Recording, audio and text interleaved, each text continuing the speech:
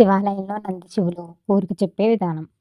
శివాలయంలో నంది దగ్గర కోరుకుంటే, ఆ కోరిక ఏదైనా సరే నందీశ్వరుడు శివయ్యకి చెప్తాడని విషయం. మీకు తెలుసా? మీలో ఎంతమందికి తెలుసు? సరే. శివాలయంలో నంది దగ్గర కోరిక ఇలా చెప్పుకోవాలి. నంది 2 కొమ్ముల మధ్య మన బొటనవేలు మధ్య నుండి స్వామిని చూస్తూ వెనుక నంది తోక భాగాన్ని ఎడమ చేతితో నిమరాలి. స్వామివారిని చూస్తూ కోరుకోవాలి.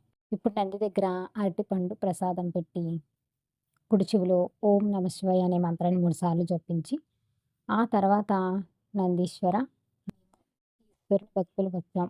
మా కోరిక మీరు మీ మనసులో కోరిక చెప్పి పరమేశ్వరునికి తెలియజేయమని వేడుకోవాలి. ఇలా చెప్తే ఆయన గుర్తు చేస్తాడని భక్తులు నమ్ముతారు. పరమేశ్వరునికి తెలియజేయమని చెప్పి వేడుకున్న తర్వాత కుడి చెవిలో కోరిక చెప్పేటప్పుడు కుడి చెవిలో కోరిక చెప్పాలి. ఇటువైపు కుడి చెవిని ఎడమ చెవి మూసుకుంటారు.